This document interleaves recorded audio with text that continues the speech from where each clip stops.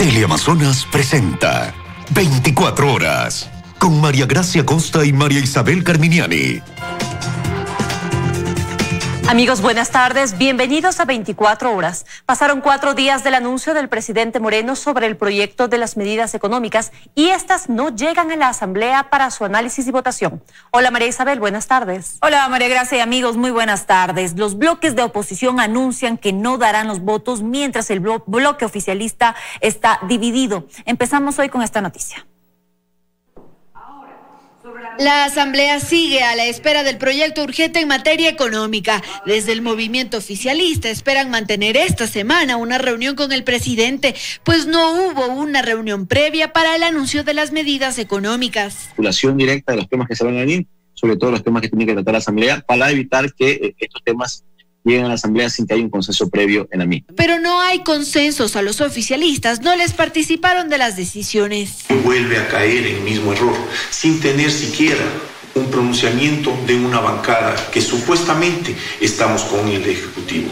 30 días han pasado desde que se anunció enviar el proyecto económico urgente y no lo han hecho. Y con toda seguridad, de lo anunciado al país, vendrán muchos cambios de ese económico urgente. Y que no sean medidas populistas que simplemente terminan armando escándalo y no solucionando lo que necesita el Ecuador. Por ese mismo camino están los 18 legisladores de Creo. Dicen que no darán paso a más impuestos. Sobre todo a los salarios, por ejemplo, de un trabajador que gana $1,000 y al que le quieren quitar 100 o menos aún, de quien gana $500 y ni siquiera cubre con eso la canasta familiar. De la misma manera, los 16 del PSC tampoco votarán si el gobierno insiste en ese tema y dan sus opciones. Este es el momento de incentivos tributarios, este es el momento de inyectar liquidez a través de los préstamos que van a llegar al país. El gobierno ha ido por lo fácil, por entregar bonos. Nosotros creemos que ese fondo debe servir para créditos productivos, para las medianas, las pequeñas, las microempresas, para los emprendedores. Mientras tanto, este martes esperan aprobar una resolución para exigir al presidente solicite una ayuda internacional y que el Banco Central dé liquidez al Ministerio de Finanzas para enfrentar la emergencia. Andrea Samaniego, 24 horas. Y continúan las reacciones por las medidas económicas. Augusto de la Torre, exdirector del Banco Mundial para América Latina, considera que Ecuador no debe pagar la deuda de mercado, mientras que Guillermo Lasso habla de la necesidad de liderazgo para conseguir más financiamiento externo. Lo dice claramente, será la más profunda crisis de los últimos 100 años. Augusto de la Torre, exdirector del Banco Mundial para América Latina, al hablar de la situación económica de Ecuador durante y post-coronavirus, menciona 3 etapas. La primera, la de resistencia a la cuarentena, y por eso está de acuerdo con la cuenta humanitaria, aunque no que se incluya aportes de empresas. La segunda etapa para él es reabrir la economía, y explica cómo.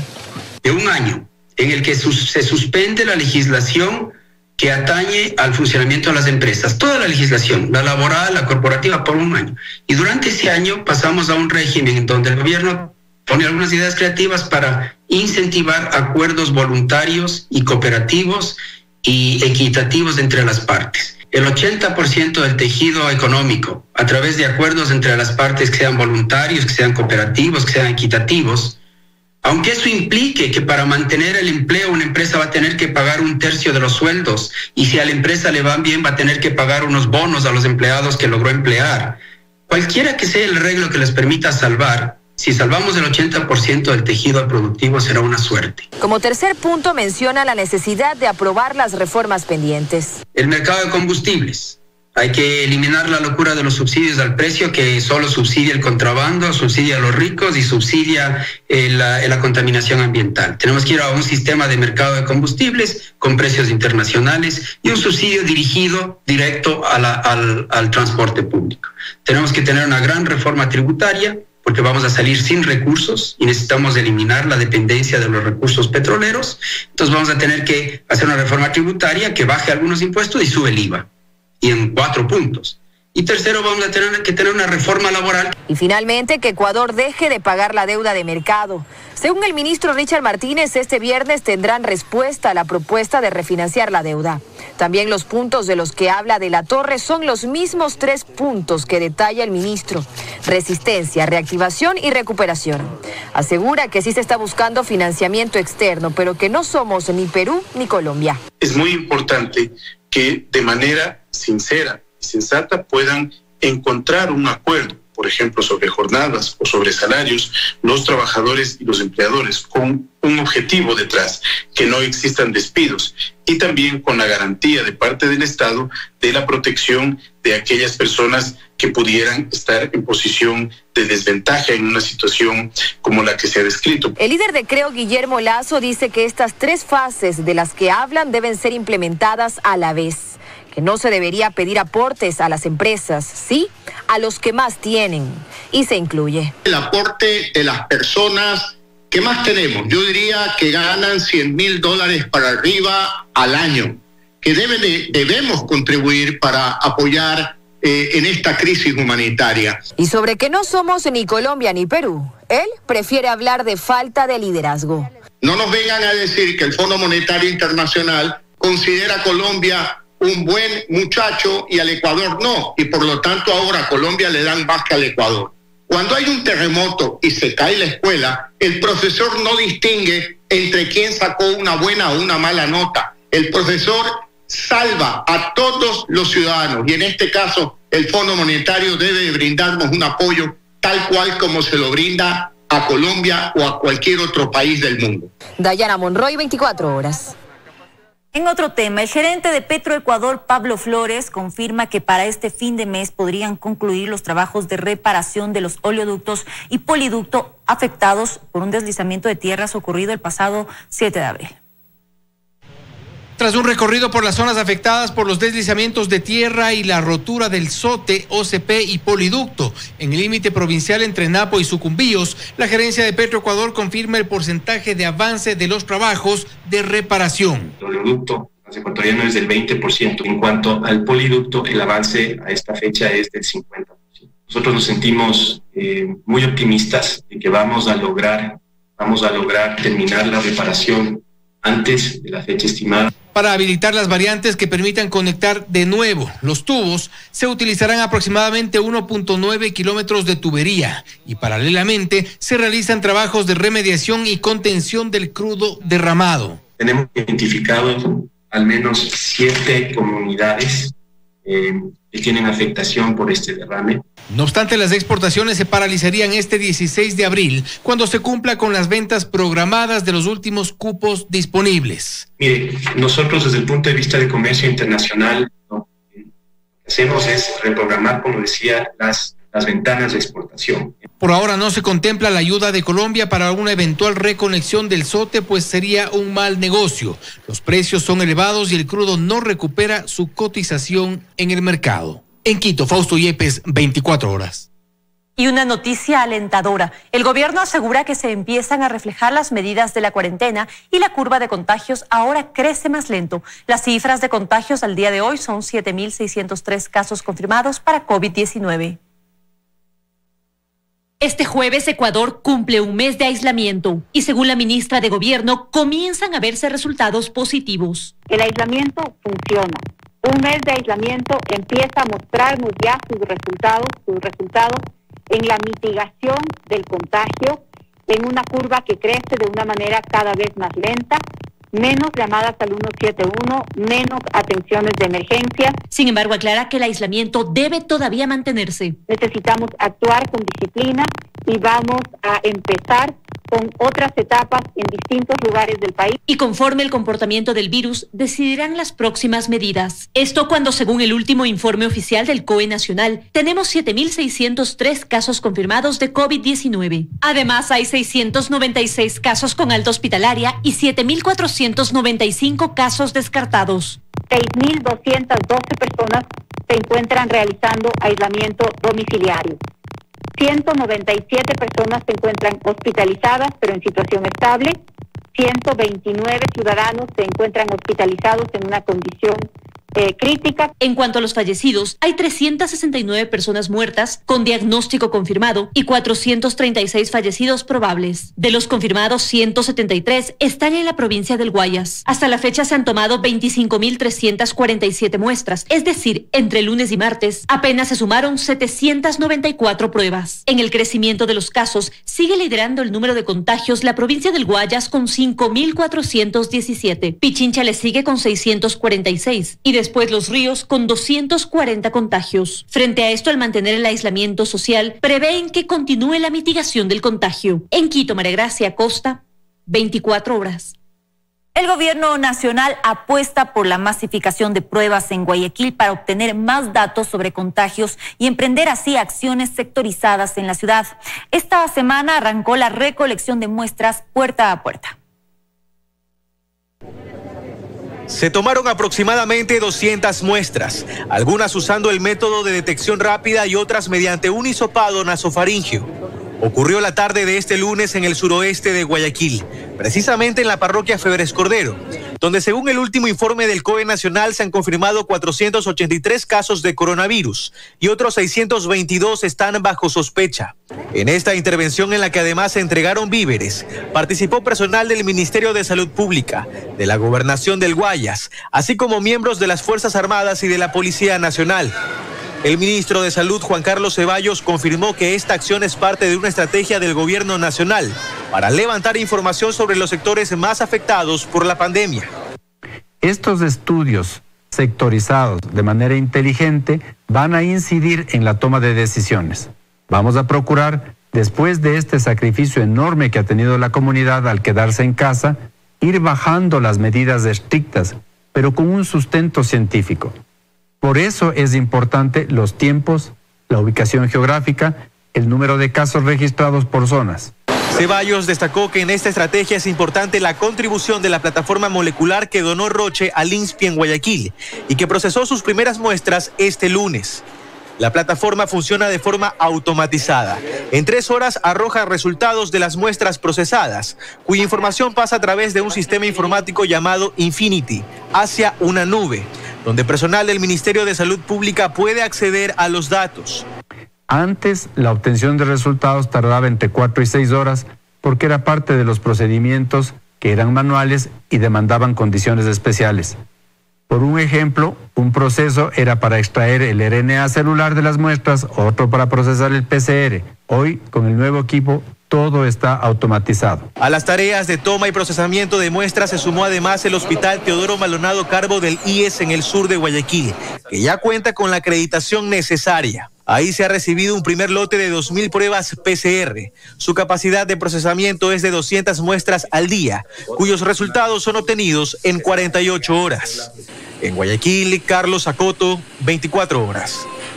Y la aplicación Salud DC brindará nueva información a las autoridades municipales sobre el monitoreo de personas que tienen COVID-19 si incumplen con el aislamiento, el cerco epidemiológico y zonas con aglomeración de personas.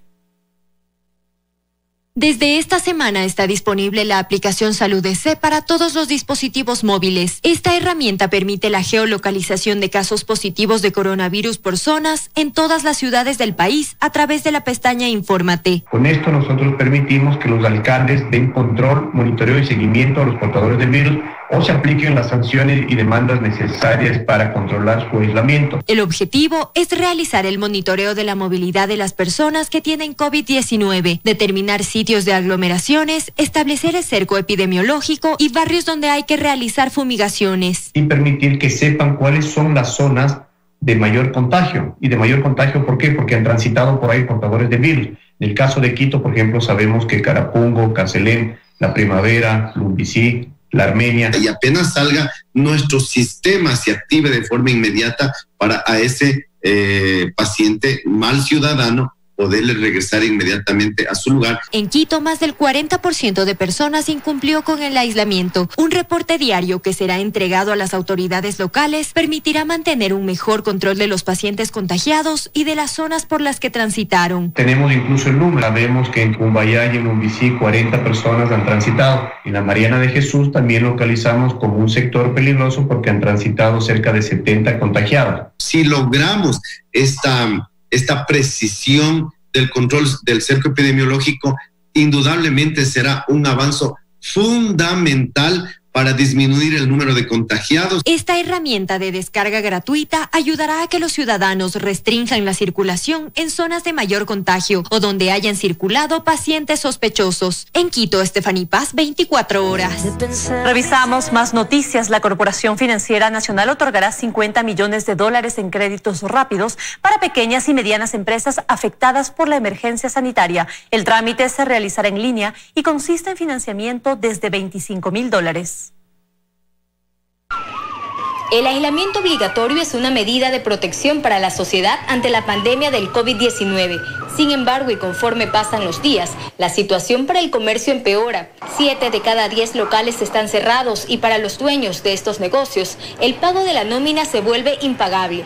Ante esta situación, el gobierno ofrece financiamiento. La Corporación Financiera Nacional destinará junto al Banco del BIES $50 millones en créditos para la pequeña y mediana empresa. Básicamente son operaciones que oscilarían entre $25,000 y $100,000. Es exclusivamente para capital de trabajo. Puede ser para nómina, puede ser inclusive para el pago de ciertos pasivos inmediatos.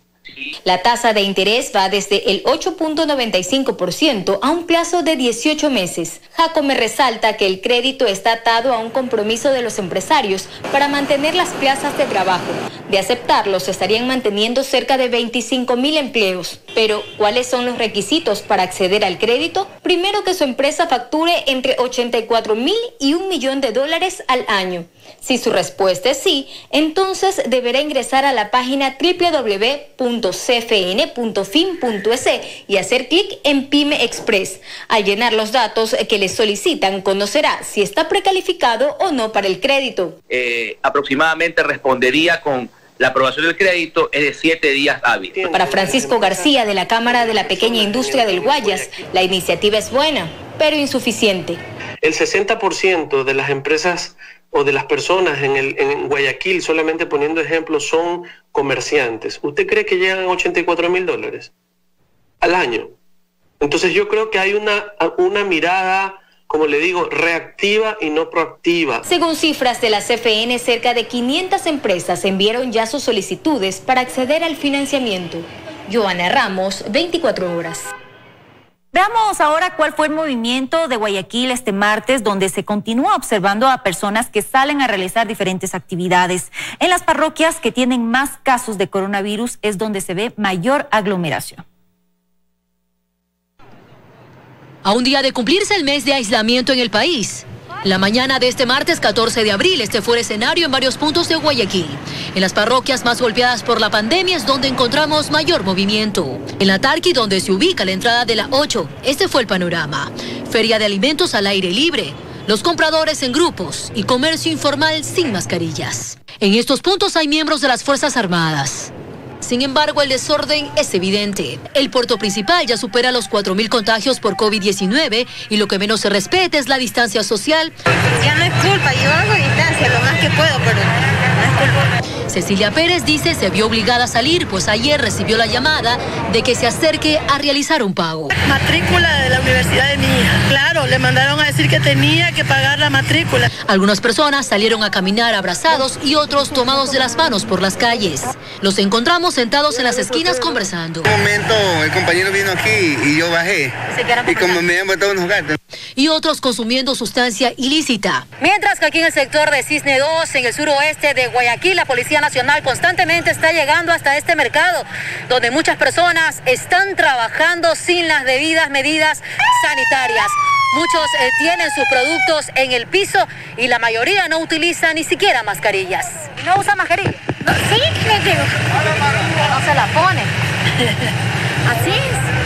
Por otra parte, cientos de vehículos circularon con todo tipo de placas. Para este martes corresponde el último dígito 3 y 4, por lo que la Agencia de Tránsito Municipal intensificó operativos de control. Los talleres de vehículos y repuestos autorizados ya en laborar estaban cambiando de aceite a transportes de carga pesada. Como ustedes pueden ver, todos son camiones, tráileres, los cuales pues son que trabajan para empresas. Las autoridades han manifestado que es indispensable la colaboración y disciplina ciudadana. Hasta el 19 de abril se mantendrían las medidas de aislamiento y restricción de movilidad como parte del mecanismo del semáforo en rojo que adoptó el Comité de Operaciones de Emergencia Nacional a fin de evitar la propagación del coronavirus. Catalina García, 24 horas.